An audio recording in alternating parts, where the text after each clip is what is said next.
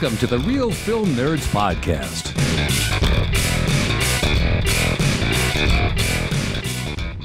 Welcome, everyone, to another podcast about movies. The world's greatest thing on earth, next to a lot of other things like Portillo's beef sandwiches, according to my brother-in-law. My name is Matt. I am one of your two hosts. Hostesses. There we go. Hostessi. And this week, for Real Film Nerds, episode number 254, we're talking about a movie that my co-host, Mysterious Mike Talent, picked. Mike, what movie are we talking about? All right, Matt, we are reviewing The Unforgivable. Do you want me to roll into the thing, or you just want me to just give you the intro? Mike, how are you doing? Have you gotten COVID yet, like everyone else? No COVID here. COVID negative. Now, is that because you don't leave your closet, and Amazon delivers everything? I think it's mostly because I'm unable to find a test, so therefore I must be negative. Dude, that's a serious concern. I've never looked for a test, but are they even doing like the site testing anymore, or is it just all the buy it at the store testing? I think it depends on where you're at. I think some places have started doing the site stuff again. I guess it just depends on what they consider a hot spot. Oh, all right. News to me. So, unlike, let's just move on because everyone is talking about COVID again. Clearly, we already started out the podcast on the wrong foot of talking about, I said feet, I almost said feet. Wrong foot, talking about COVID again. So we're not going to do that. We're going to talk about movies because that's what we're here to do. So, Mike, give us the rundown for Sandra Bullock's The Unforgivable. All right, Matt. So, Unforgivable was released on Netflix, and it was directed by Nora Fingschnitz. It's written by Peter Craig, Hilary Schnitz, Courtney Miles, and it's based on TV series Unforgivable by Sally Wainwright. And this movie, like you said, is starring Sandra Bullock, Viola Davis, Vincent D'Onofrio, John Bernthal, Richard Thomas, Linda Emond. And this is a woman is released from prison after serving a sentence for a violent crime and re-enters a society that refuses to forgive her past. Okay, Mike. Netflix, Sandra Bullock, pretty killer cast. What are your thoughts? I really liked it. I liked the movie. I didn't know what I was going to get, really. I had the trailer from Netflix that I had seen once, and I was like, we should probably review that on the pod, and, here we are. Well, all right, Mike. Very good. Very good. I liked it. I thought it was a good movie. It was fun. I think, well, not fun. Fun is a fucking terrible word to use for this movie, but it was a good movie. How's that? Not fun. It's dark and dreary and ominous, and it's a thriller. One complaint I have is there's this killer cast in it of Sandra Bullock, Viola Davis, and Vincent D'Onofrio, and you hardly ever see Viola Davis or Vincent D'Onofrio. And when Sandra Bullock is acting, she's just kind of being dull and dreary and oh, woe is me kind of shit until like the end when it really kind of ramps up. Well, that's true, Matt. You're right. There's a killer cast that is underutilized. I was gonna hit on that a little bit myself. Maybe they just wanted to be a part of the project. Like it was they just really thought this was a good script and they just wanted to do what they could. I mean, even John Bernthal's he's in a little bit, but not a ton. But his character is kind of ancillary. So, but So, I think Sandra Bullock's character was supposed to, that's how she's feeling, 20 years in prison. Yeah, I'm not complaining about how that's how she's feeling and that's what she's portraying because that's what she's supposed to be doing. It just kind of felt like a waste of her acting talents but is what it is. I mean, it's a movie about an ex-con and being an ex-con trying to get a job in the real world, let alone an ex-con that's a cop killer. I mean, yeah, you saw the struggles with it. It was tough. It was very tough. Oh yeah, man. It was tough. This movie is really dark and starts out on a pretty somber kind of mood and kind of gets a little bit more and more light, and then I don't know. It continues down its dark path, but I liked it. I really did like this movie. I thought it was actually a little better than I don't know what I was expecting, but I didn't really know what I was expecting. Yeah, well, I expected something fairly decent just because of the cast, and Netflix has been cranking out some pretty decent stuff lately. This definitely is one of the better ones I've seen probably in the past year or so. I would say it's up there towards the top. It was I don't know. I'm having a hard time talking about it, not spoiling it. Some of it, so there's two characters in the film that are clearly victims, but how they shot it and how they tell the story is that they're like the villains of the story and they're not the victims, which I thought was pretty interesting. Yeah, that's true, man. That's true. And you can kind of see how it's messed with their life, and they're they're trying to process everything, and that was definitely interesting to see them kind of portrayed as the villains, even though they're the victims from the beginning or the onset of this. And I guess it just kind of shows a ripple of how something that happens can affect so many different people in different ways. Well, Mike, I think we should do something absolutely 100% completely different. Yeah, what's that? Let's chat about a giveaway we have first and foremost. Well, not first and foremost. I mean, we've been going for a little bit, but we're not going to put it at the end this week. We're going to put it up here towards the front. So for those of you who are frequent listeners of our podcast, they should know that every now and then on the occasion, we will get a promotion from our friends over at Paramount Pictures. Well, we have another one this week. It is for a free rental on Redbox, digital download code. If you want to be entered to win, tell us your favorite Sandra Bullock movie. How's that? Perfect, Matt. Perfect. I'm struggling. I think my favorite movie would be Speed. I think Speed is probably my favorite with her. I was gonna say Speed is definitely up there towards the top. That was a really good, fun movie, and she was a wildcat. She went to U of A. Oh yes, of course. That is exactly why I chose her. I knew it. So, anyways, this week we are giving away free rental digital download codes for the brand new movie, The Commando. It came out on January 7th. So go ahead, submit your favorite Sandra Bullock movie to be entered in our drawing. Here is our business on what Commando is all about. The Commando is now available on digital and on demand. In this edge-of-your-seat thriller starring Michael Jai White and Mickey Rourke, an elite DEA agent must protect his family from money-hungry criminals after finding $3 million in their home. You can buy or rent The Commando and watch it today. It is rated R, and again, it's from our friends over at Paramount Pictures. Mike, what's your thoughts on the trailer on this? Well, thanks, Paramount Pictures, for giving us this opportunity to give this away. It looks great, man. I watched the trailer, and I want to watch it. It looks, fun. Michael Jai White, I haven't seen him in a while, and man, he's jacked. This looks like it's going to be a fun action movie. He's one of your favorites, right? Because, you love the Spawn movie. You loved Spawn in general. And he played Spawn in the original 97 film? Yeah, I think 97's right, man. And then Mickey Rourke. I mean, dude, everybody loves Mickey Rourke. I think he's a fantastic actor. He's done all kinds of wonderful things. I love Mickey Rourke. Yeah, it'll be interesting to see that. So I look forward to watching this movie when we get a chance.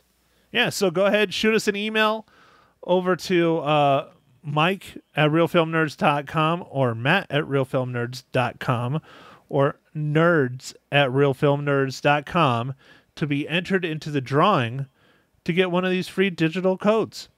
All right, Mike, let's continue on. I think it's time for you to ask a question, isn't it, Mike? Yes, it is, Matt. What are you drinking this fine morning, evening, afternoon?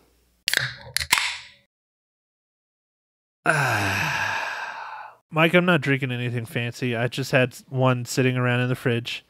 I'm drinking Four Peaks, what is it? The daytime day drinker.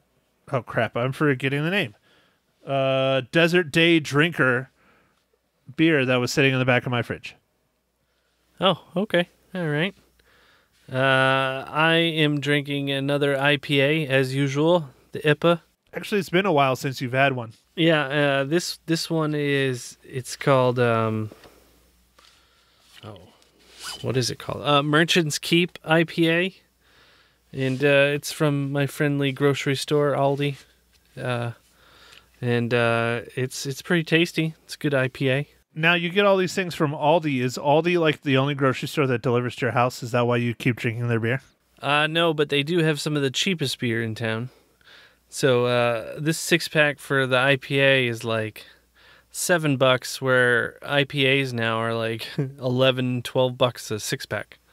All right. So the topic we have discussed before is truly coming into fruition about you and our next segment being a papa. It is affecting your choice of beers that you can drink. I'm telling you, it's a matter of time until you're drinking Busch Light. Oh, I don't think so, man. But yeah. So Matt, yeah, it is time for our new segment, and I started this one with the new year because I figured this would be fun. But I have all these terrible dad jokes that I just need to get off my chest. Are you ready for the next joke this week, Matt? Do I have to be? You might. You might. I have to be. Okay. All right, Mike. So then, here, should I make it formal since I did intro music for your nice dad jokes now? And I think it's pretty funny.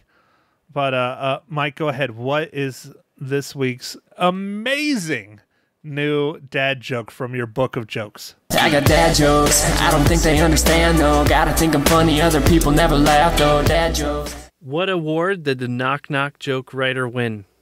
I don't know, Mike. What award did the Knock Knock joke writer win? The Nobel Prize. Yeah, that's good. That's very good. Get it? Nobel, like Nobell? You know, it's not a good joke when you have to explain it. Well, that's part of dad jokes. Sometimes they need to be explained. That's true. That is true. Okay, Mike, so it's time for the most important question of the Real Film Nerds podcast that is continuing on. It's a pretty easy one. Mike, how does the Unforgivable relate to the Marvel Cinematic Universe?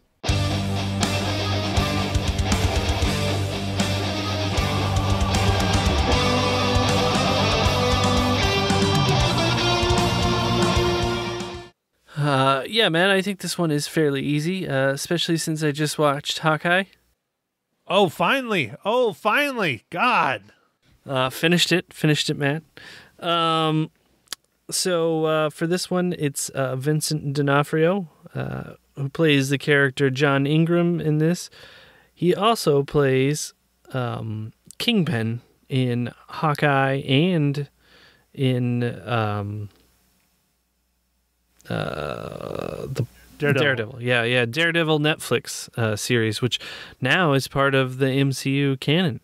Yeah, I guess it is. I don't know. They haven't really said if it is part of canon, but Vincent D'Onofrio definitely is, and Hawkeye definitely is. So, boom, there you go. In the MCU. Yeah. MCU, yeah. So, I like an easy one here and there because, you know, we always have some tough ones. But, Matt, now you can start spoiling away, man. Spoil. About Do Hawkeye? it.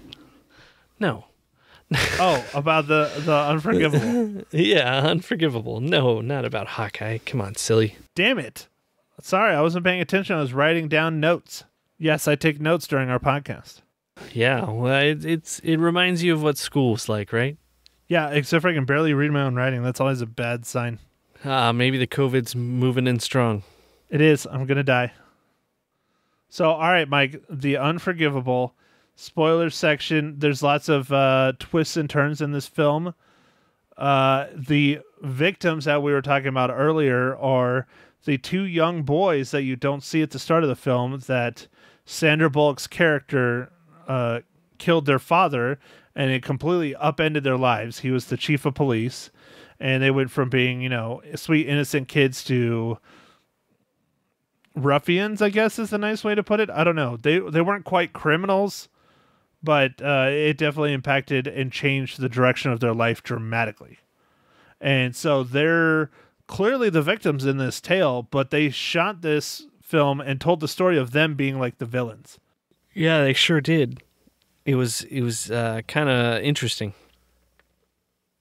I mean, even from the music they used to the scenery, and I mean, anytime they were on screen, it was interesting. But on the other hand, they do point out some things as you're going through and you're learning about them as adults.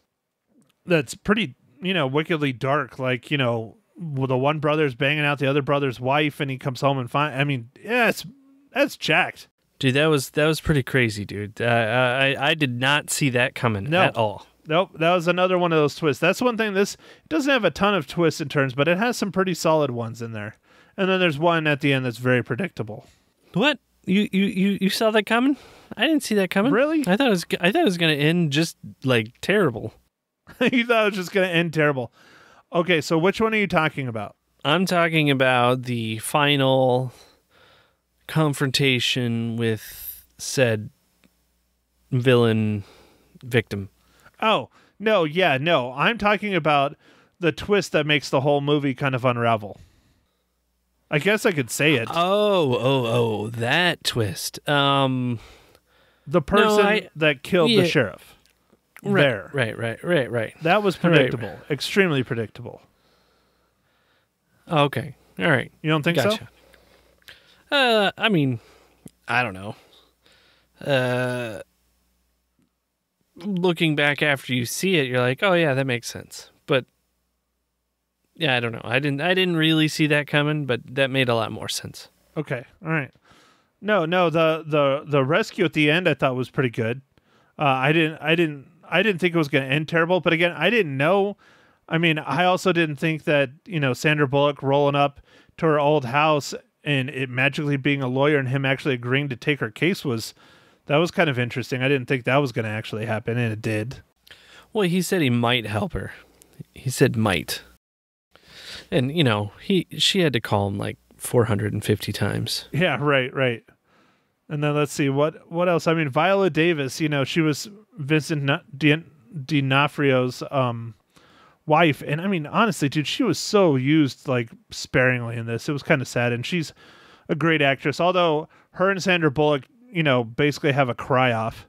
Like a screaming, yelling at each other, the top of each other's lungs, like cry-off. That was one of the stronger scenes in the whole film. I mean, you have two, Academy Award winners screaming at each other. That was pretty good. Yeah, no, I did like that quite a bit, man. I thought that was now she's not in the movie much, but that was a good use of Viola Davis and Sandra Bullock, like their confrontation.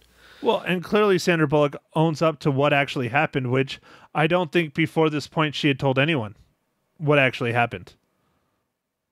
No, I don't think she had. And then the incident that happens, all of a sudden Viola Davis is like, let's go. Let's roll. I got you, girl. I mean, because think about it, Mike. She gave up her entire life. She really did. Yeah. But I mean, like she's emphasized in the movie, even though it was her sister, it was more like her daughter because she raised her. Right. Yeah. Yeah. No, I'm not arguing against that fact. It was just, she gave up so much, and then for her sister to not even really know who she was. I mean, that's heartbreaking. Yeah, no, that was rough. That was rough. I like how she actually pursued a lawyer though, instead of like trying to just go find her. Yeah, no, that was smart. I mean, she went the the legal route, and then it kind of helped, and then it kind of really didn't help. It made things really bad at the end. Yeah, no, yeah. But I mean, the whole like, let's get her back thing was kind of like, really? I don't know. It seemed like they jumped too quickly to that, but I don't know. I guess both of their lives are kind of, I don't know, just tough, and for whatever reason they thought this would help.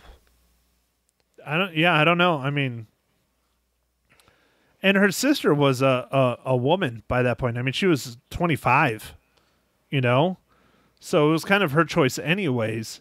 The new parents were kind of guarding her and protecting her, but in reality, it still was her choice. I mean, she's an adult at 25 years old. I mean, she really is.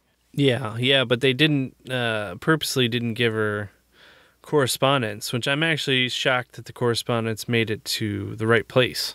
Yeah, I'm kind of interested in that as well, but I guess, if she sent it to the probation officer or whoever her contact was, they were just doing their job delivering it, forwarding it on or doing whatever, They wouldn't know if they were giving her the letters or not.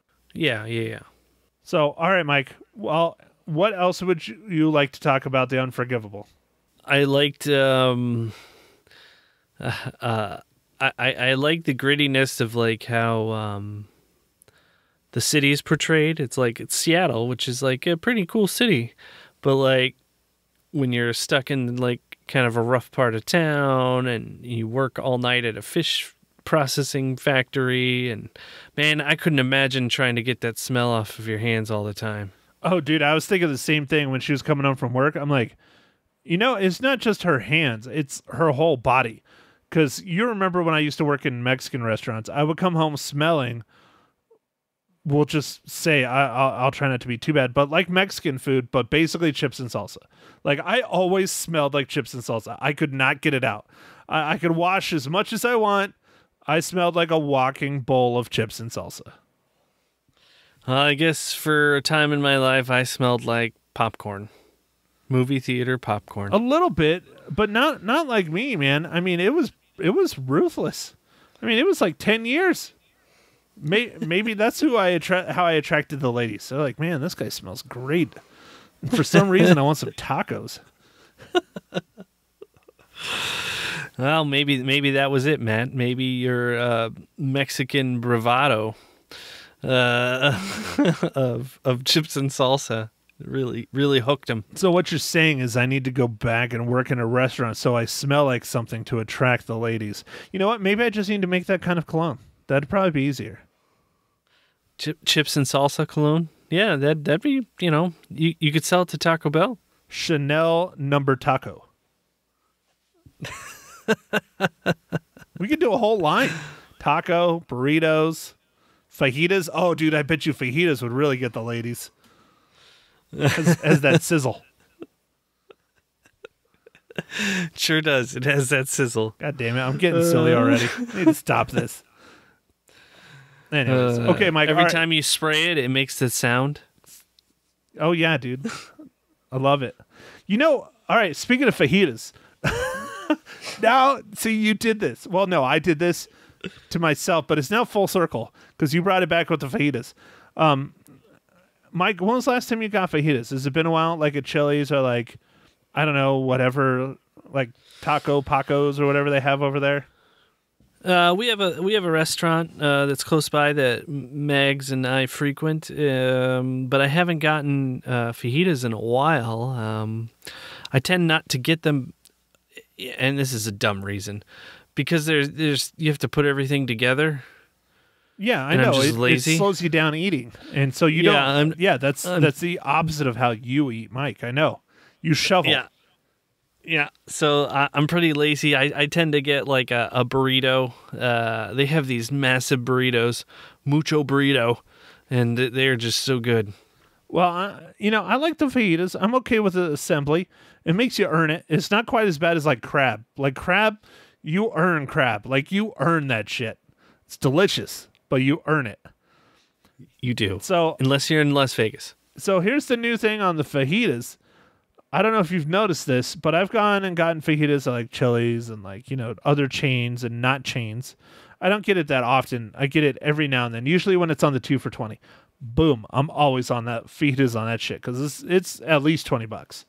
Anyways, so you remember they had the skillet and they put a little bit of oil and water on it. It makes it crackle and pop all over the place and the sizzle. Yeah. That was like one of the worst freaking parts of my job. Like, it was just terrible. When I worked in Mexican restaurants, that was the big thing. It was a big show, the smoke and everything. Bring it out. We would bring all the sides and then we bring out the sizzle all by itself because we just want to get that shit away. It always burned you. Anyways, I went to Chili's the other day and they just brought out a plate that had like everything, but it was a skillet and it was sizzling, but nowhere near what it used to be. I mean, I was like, wow, I guess I got the boring fajitas. So I've gone to a couple different places that's totally like that. Do you think it's like maybe an insurance thing? People are like, oh man, I'm getting oil. I'm going to sue. That's what my guess is. Absolutely, I would say. We've become very litigious, our society. And so, yeah. I mean, when I worked at Jack in the Box, Matt, the freaking tacos that we made in the deep fryers, those things would pop all the time, dude. I got hot oil on my eyeball. Ouch. And I was like, oh no. And then it was okay. But like I got burned constantly with those stupid tacos. So like, and man, 2 for 99 cents. You can imagine we sold a couple. Oh God, dude, it's so much worse now. You haven't seen the ads for Jack in the Box, have you? No, dude. We in my neck of the woods there are no Jack in the Box. They stop in Louisiana, I think. So Mike, they have a new thing at Jack in the Box. This is going to give you nightmares, but I'm going to tell you anyways. You can order a pack of 25 mini tacos for $5.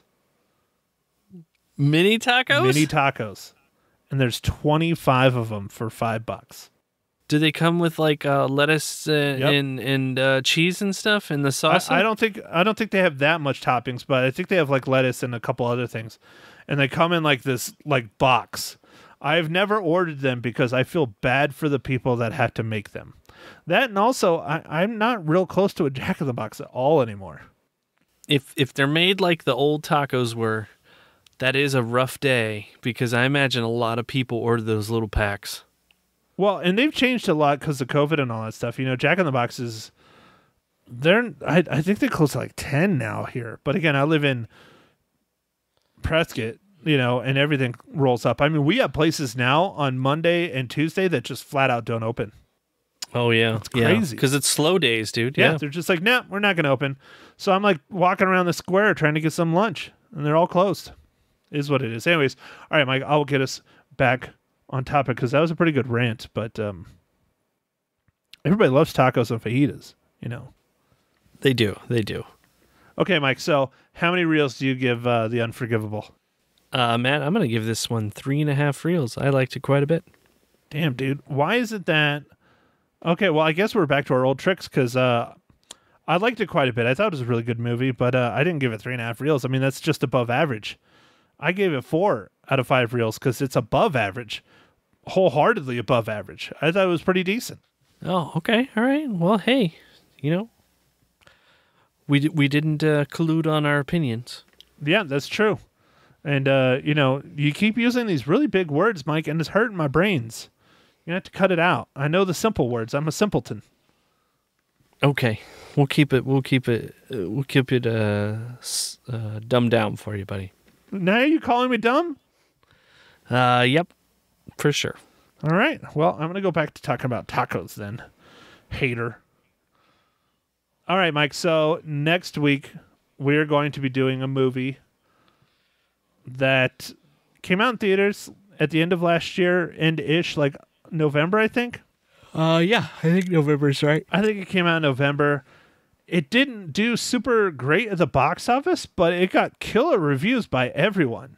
Audiences and critics, they all loved it, but no one went to the theaters and watched it. It is a Ridley Scott movie. I have been wanting to watch it for a little bit. I got it on a rental, and I will probably end up having to buy it now. It says the official release date was October of 2021. That might, I don't know. We literally got it here in Prescott for like a week, and then it was gone. So I didn't even get a chance. But anyways, it is Ridley Scott's The Last Duel, and you can't stream it anywhere unless you buy it or rent it. But that's what I'm doing. So yeah, it's interesting. This movie bombed, and Ridley Scott's Gucci movie, I think, was pretty successful overall. So they came out only a few weeks apart. Yeah, no. The House of Gucci was quite successful. It wasn't like Spider-Man successful, but for a COVID movie, it was very, very successful. This one, I mean, look at the cast. Matt Damon, Adam Driver, Ben Affleck, Jodie Comer from not Game On. The movie Free Guy, the game movie. I really like Free Guy. Oh. They're all in this. Yeah, it's a bit of a long film. It's 2 hours and 32 minutes. It's the first screenplay that Ben Affleck and Matt Damon have written together since Good Will Hunting. So, I mean, there's lots of interesting things going on with this film. I don't know why people didn't see it. So that's kind of why I wanted to review it. Yeah, well, I'd heard some of those things. I didn't know about all the good reviews from the reviewers. I just knew it bombed, and Ridley Scott was pretty pissed. No, it has like a 80 or 90% on Rotten Tomatoes on audience and, critics. And that's solid. I mean, 80% is pretty good. Oh, yeah. So, I don't know. We'll find out why people didn't watch it. I'm interested, but... And then I already have our movie picked out for the week after this one, so we'll talk about that one next week. Don't forget to all right. Don't forget to email us for our promo. Get a free rental copy of the Commando. The Commando, not Commando. See, I got screwed up. I googled Commando, and of course I got the Arnold Schwarzenegger one. It's The Commando. All right. Well, we look forward to hearing from everybody. At Mike at Real Film Nerds or Matt at realfilmnerds.com. And Matt, I guess with that, should I start wrapping it up? Yes, sir. Do your thing. All right. Well, thanks for listening, everybody, and go out there and stream a movie or watch a movie at the theater. And follow us on Instagram, Twitter, and Facebook. And we'll catch you on the next pod. Thanks for listening, everybody. Thank you for listening to The Real Film Nerds. Now, don't forget to follow us on Facebook, Twitter, and Instagram at Real Film Nerds. Now, go out and catch a movie.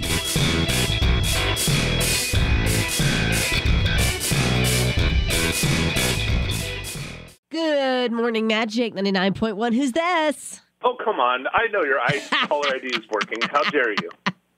I know it is. I don't want everybody to know all my secrets, though. Matt Hinshaw from the Real Film Nerds podcast. How you doing? I'm doing wonderful this morning. How are you, Miss Eliza, local and live on Magic 99.1? I am fantastic as well. Excited to hear from you. What are we talking about this morning? Well, I don't even need to bring it up because you already watched the movie. I'm interested on your take on The Unforgivable starring Sandra Bullock. Oh, The Unforgivable. You know what? It was a little forgettable for me, if you know what I mean. Wow. Wow. I thought it was kind of... Bold statement. Well, I just didn't think it was anything special. I fell upon it. I didn't hear anything about it. I'm like, oh, Sandra Bullock, love her. I'll go ahead and just, watch this movie. And I kind of walked away going, I really didn't need to watch that movie. Wow. What did you think, Matt Hinshaw? See, you're the professional movie critic, though. I'm just some average Joe. I'm not a professional. No way. Well, I am the average Joe. You're the professional. I pay you big bucks to review movies for me on the big show. Yes, I do. So tell me, what'd you think? You do. And those carnitas were very good. There you go. I pay you in food every once in a while. It's food. What did you think of Unforgettable? Is that what it is? Forgettable? What? I actually, See, now you got me saying it because I've been actually typing in Unforgettable into the search engine when I was looking for it. No, it's Unforgivable. Forgivable. Yeah, sorry. I know, but don't get me wrong. I've been saying Unforgettable the whole time on my internet searches. Right. Unlike you, I actually thought it was pretty decent. Really? I thought it was interesting, yeah. There was a lot of things that were predictable. Yeah. The things I found interesting was how some, specifically a pair of brothers, were portrayed like they were the villains when in reality they were the victim. Yeah. And I thought that was a different take on the script and the screenwriting. Yeah. Sandra Bullock did a good job. It wasn't anything special. She was more of a downtrodden character, just kind of going through the motions, and you can tell that. I wish they would have used Vincent D'Onofrio a little bit more.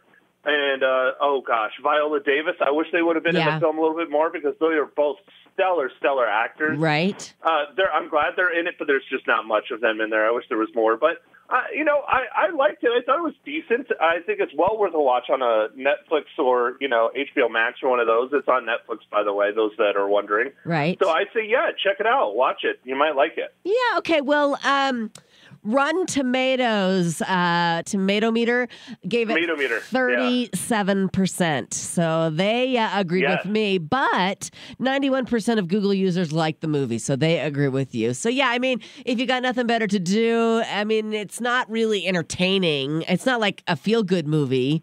No. Oh gosh. No. But it does have some twists and turns. I will agree with you on that. How many reels are you going to give it? You're going to hate me, but I thought it was a pretty decent drama. I mean, I give it 4 out of 5 reels. I thought it was okay. I thought it wasn't bad. Okay. I mean, it could have been a heck of a lot better. Yeah. But I was enthralled through the entire time I watched it. Okay. All right. Well, like I said, you're the pro. Tell me, did you watch Being Ricardo? No, I have not watched it yet because I know you want me to watch and review it.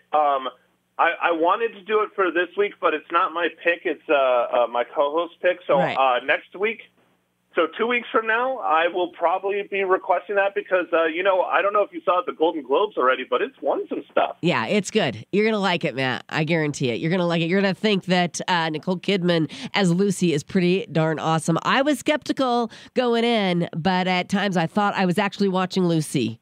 So, okay, I'll be anxious to hear what you think about that movie. We want to do it right. I want to make sure to do it for you and have it on a pod. So. All right. Okay, everything's got to be on a pod these days. Yes, ma'am. Yes, ma'am. I appreciate you guys. Check out his podcast. It's called The Real Film Nerds. Maddie, we'll chat with you again next week. On what station? Yes, ma'am. The magnificent Magic 99.1. Oh, nice.